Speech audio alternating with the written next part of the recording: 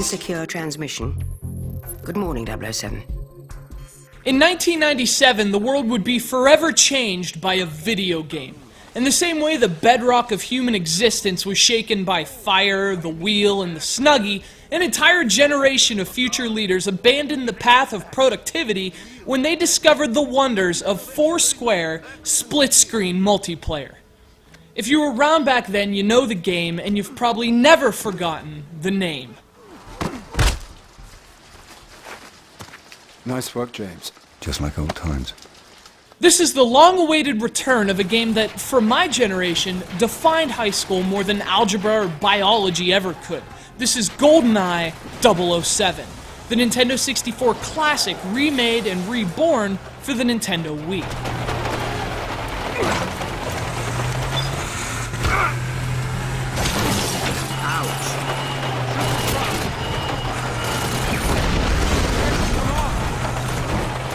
You know a game's special when any discussion about it invariably prompts dozens of personal stories, and like most of you I imagine, I've got plenty. First off, my friends and I always referred to this game with reverence as simply Bond. So for the rest of the review, don't confuse my habitual brevity with anything less than utmost respect. Beforehand, boy, we don't have enough to do already.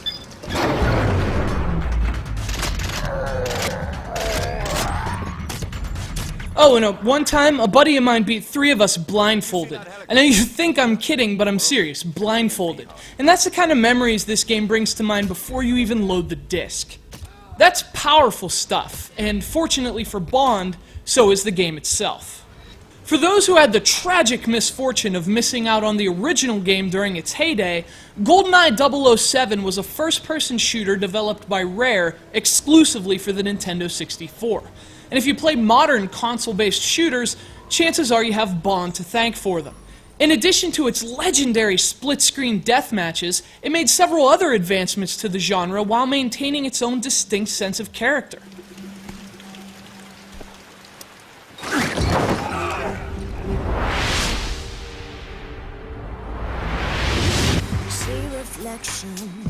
But let's get this out of the way right up front. Bond isn't the same game on Wii that it was on Nintendo 64. This is a different game for a different time. It doesn't revolutionize the FPS the way it did 13 years earlier, and in some ways it does feel a bit old-fashioned, but that's part of what makes GoldenEye 007 00 awesome.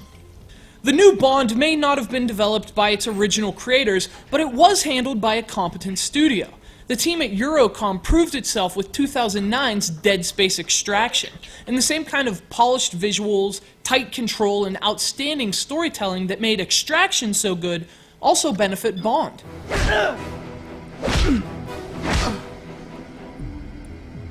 Obviously, though, there are some discrepancies between the original and the new Bond from a storytelling perspective. Some characters have been cut, some story elements have been tweaked, and of course, perhaps most importantly, Pierce Brosnan's James Bond has been replaced with Daniel Craig's. Now, that does change the tone of the game a bit, from Brosnan's over-the-top character to Craig's grittier tone, but really it doesn't make much difference. What really matters is the gameplay, and that's where Bond shines once again. Bond has always been known for balancing pure shooting action with unique stealth mechanics. Now, unlike its predecessor, this game places a bit more emphasis on gunfights, likely in an attempt to appeal to that Call of Halo, Medal of Duty crowd, but it still strikes an impressive gameplay balance. Bond never gets tiresome or tedious, and although some of its conventions may seem old-fashioned, it most certainly never gets old.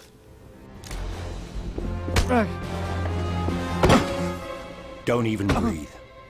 Punch in the security codes. Override the lockdown.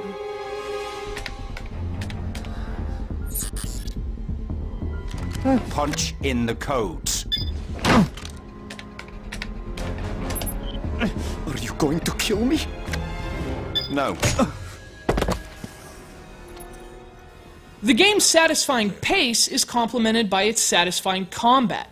Shooting Bond's enemies feels even better on Wii thanks to its pointer-based controls. And unless you're a hardcore shooter fan trained on dual analog sticks, Wii's controls are really a breakthrough for first-person shooters.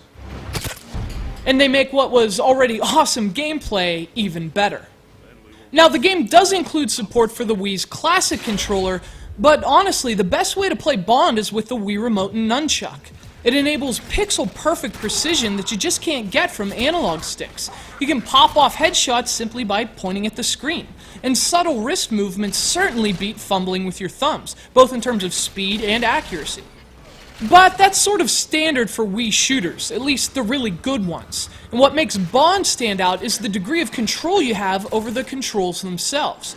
You can adjust everything from the reticule sensitivity to rotation speed, which allows Bond to play exactly how you want it to. Of course, as you did in 1997, you'll want to play Bond with friends. The game includes a variety of 8-player online modes, and they all work exceptionally well. I didn't run into a single moment of lag, I was thrown into matches quickly, and although voice chat support would have been nice, this is destined to become one of the Wii's very best choices for online multiplayer.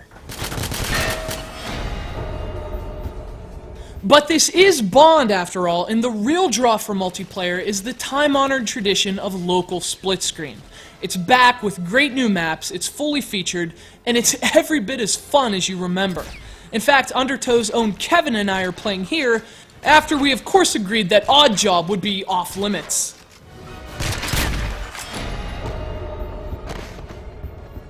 The original Bond was one of the defining moments of its generation, but that was a long time ago, and the gaming landscape has changed quite a bit since then. In 1997, Bond was the only kid on the block. Now there's a Halo or a Call of Duty around every corner.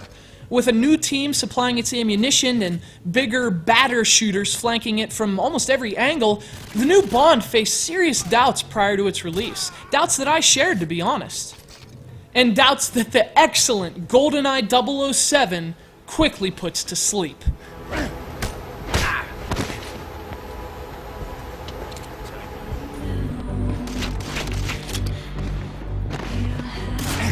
It's mine.